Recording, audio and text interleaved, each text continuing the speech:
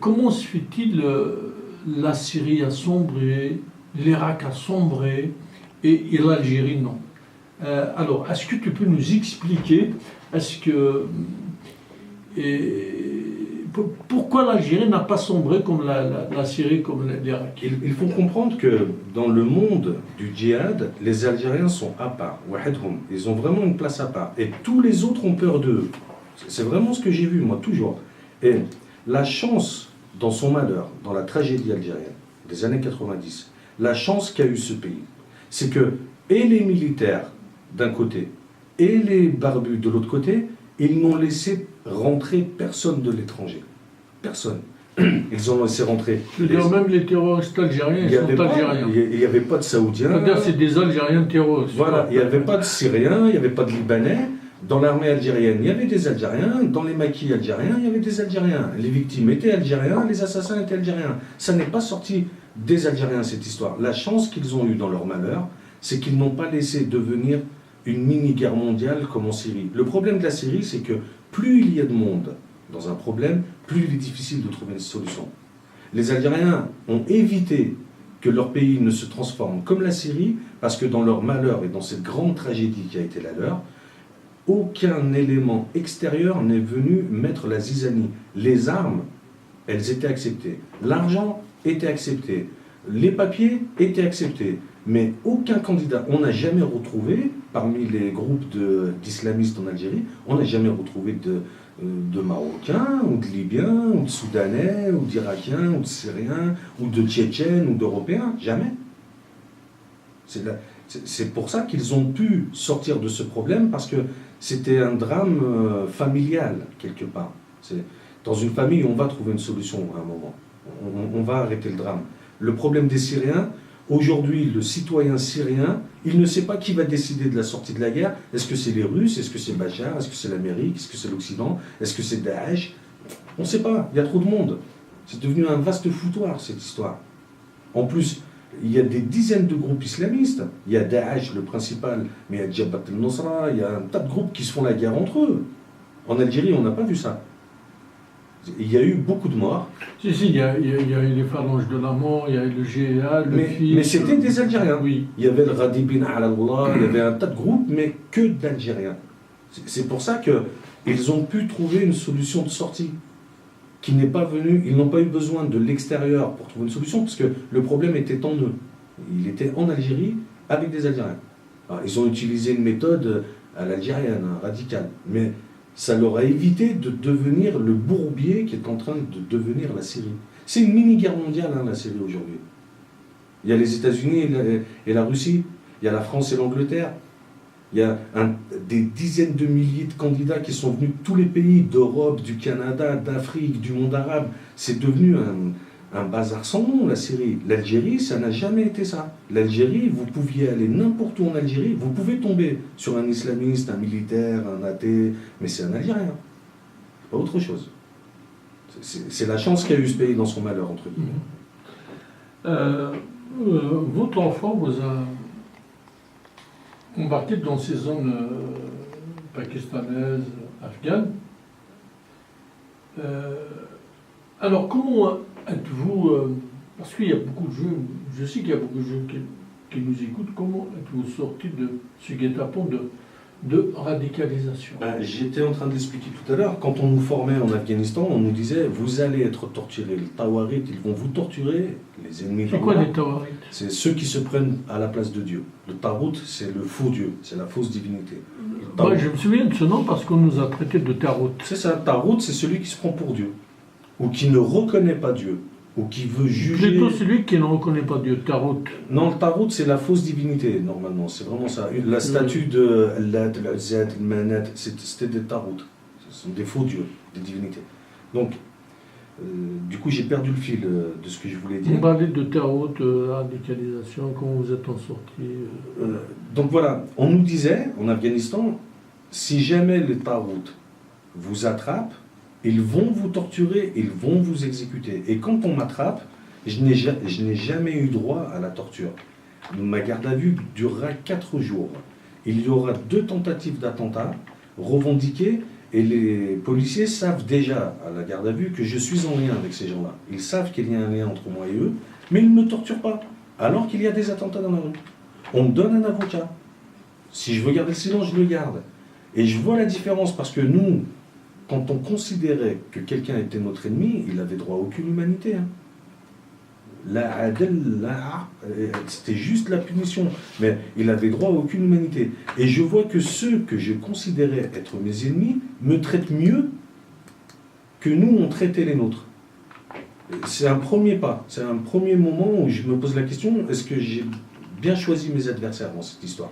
D'autant que, au moment où je me fais arrêter, j'arrête ma collaboration avec le GIA fin juin 1994.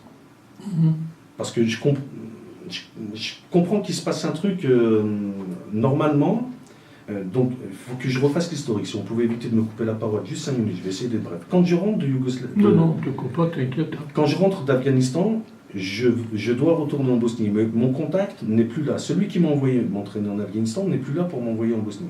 Comme les Algériens au Pakistan et en Afghanistan m'ont évité de tomber entre les mains de la police, j'évite les détails, mais ils m'ont vraiment sorti de la galère, je me dis, pourquoi ne pas les aider?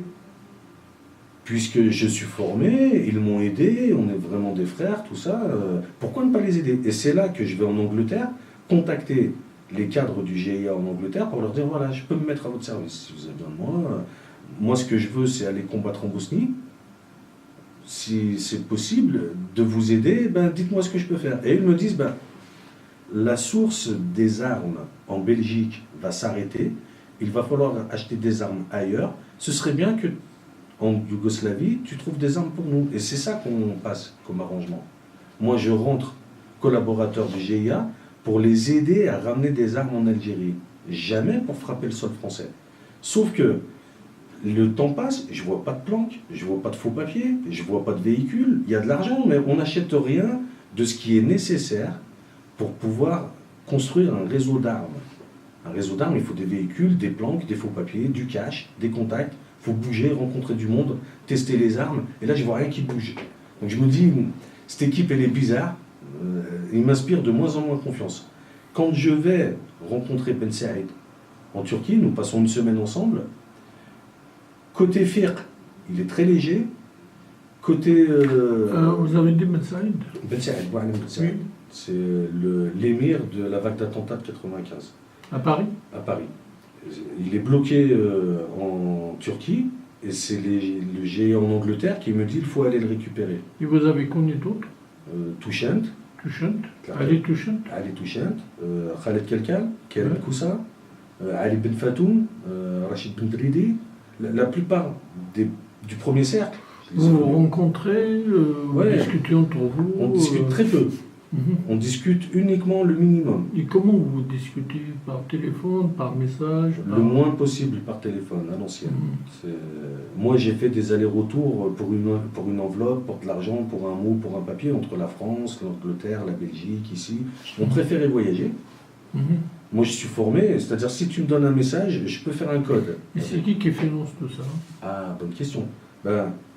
Parce que vous avez parlé de l'enveloppe de l'argent, il y a quelqu'un qui est derrière. C'est ça. À l'époque, celui qui a financé la vague d'attentats de 1995, c'est Ben Laden qui se situe au Soudan. Parce que quand je passe une semaine avec Ben Saïd, il me dit qu'au Soudan, il a fait connaissance avec un Saoudien, et à l'époque, Ben Laden est là-bas. Et il lui promet, ce Saoudien, le jour où tu mets le pied en Europe, je t'enverrai 500 000 $ pour frapper les koufars. Ça, il ne me le dit pas, mais il me dit juste, j'ai un budget de 500 000 $ que le Saoudien au Soudan va m'envoyer dès que j'arrive en Europe. Et ce sont les 500 000 $ que nous allons retrouver sur le compte à Londres de Rachid Randa. Rachid Randa, alias Abou Fares, il sert juste de boîte aux lettres, c'est pas son argent. L'argent, c'est Ben Laden qui a financé les attentats de 95 parce qu'il veut récupérer le djihad algérien, justement. Comme il a fait en Afghanistan. D'accord. Donc la vague d'attentats de 95, c'est Ben Laden. Et c'est lui également qui finance le détournement de l'avion d'Alger et qui atterrira à Marseille, parce que son objectif, c'était de se cracher contre la Tour Eiffel. Il y avait Pasqua qui était un peu Oui, il y avait Pasqua avec... À l'époque, Pasqua avait sorti Il faut terroriser les terroristes. ouais. Et il avait commencé à arrêter les Algériens de l'Amicale des Algériens en France, qui était la première structure qui commençait à rentrer en opposition avec le gouvernement algérien à l'extérieur. D'accord. On a des intervenants, on a plusieurs intervenants dans ces dossiers. Hein. David, Ouais. et concernant les moines de Tibhérin, À mon est-ce sens, que toi tu as une idée ou pas? Ah. Parce que jusqu'à aujourd'hui c'est flou. à mon sens, je pense que la théorie disant que les hélicoptères algériens ont cru que c'était un maquis, les ont tués, Par erreur, ouais, c'est Voilà. une version qui circulait. ça explique qu'on ait récupéré que les têtes. Je la pense cohérente, cette histoire. Je ne vois pas l'intérêt des barbus en Algérie de tuer les moines alors qu'ils leur apportaient des soins médicaux, qu'ils étaient objectivement un soutien, même s'ils ne soutenaient pas leur idéologie. Ben, sur ça, je ne suis pas d'accord avec toi. Parce Bah, qu'on a maltraité les chrétiens en Égypte, au Moyen-Orient, on les a traités mal ailleurs. Ça, c'est pas du tout parce que Mais le c'est- musulman en Europe, et il a une mosquée, il a des universités, il a des instituts, mais les chrétiens au Moyen-Orient, au Maghreb, ils sont très maltraités. Eh ben, Voilà. encore une fois, ça peut se vérifier, mais quand vous êtes un émir dans une Vous n'avez région... même pas le droit d'être chrétien Mais non, en mais Algérie là- aujourd'hui. Je reviens, je suis algérien. Ouais, mais encore une fois, Là, vous, on est dans le contexte du maquis. Oui, oui. encore une fois, vous me coupez la parole. Je ne peux pas moi, développer mon idée. Quand vous me posez... Allez. s'il vous Non, mais je plaît. suis fait pour ça. Oui, mais à un moment, à mon sens, si moi, il faut se mettre, comme dit notre ami Kamel, il faut se mettre dans la peau des gens sur place. Mais quand on n'a pas connu ce que c'est, on a du mal à imaginer. Mais moi, par exemple, je suis un émir d'un groupe de 50 combattants dans un djbel. Je ne peux pas, lorsqu'ils sont blessés, aller à l'hôpital ou à la pharmacie, parce que l'armée ou la police contrôle ce coin-là. Si il y a des chrétiens, des curés dans un monastère qui m'aident, pourquoi je vais les tuer? Quel intérêt? Pourquoi je vais tuer des gens qui m'aident? Parce que les frères de Tibérine ne soutenaient pas l'islamisme, le projet islamiste. Oui, Ils sont fidèles à leur culture chrétienne d'apporter assistance et secours à celui qui frappe à la porte. oui, ils ne vont pas les tuer sur place parce qu'ils les ont soignés, mais je doute qu'après, ils vont les exterminer. Justement, pourquoi ils les tueraient? C'est pour ça que je crédite plus la théorie de l'accident des hélicoptères algériens qui voient des tentes, ils tirent dedans. Parce que ce que je pense, c'est qu'il devait y avoir énormément de blessés dans cette katiba. Ils ne pouvaient pas les amener au monastère, donc ils sont allés chercher les frères de Tibérine pour les ramener sur cette katiba. Et c'est à ce moment-là, quand l'armée attaque, qu'ils les tuent avec les autres. Et donc après, d'après ta thèse, David, donc l'armée algérienne aurait tué ces moines par erreur. Par pensant erreur. que c'était un maquis du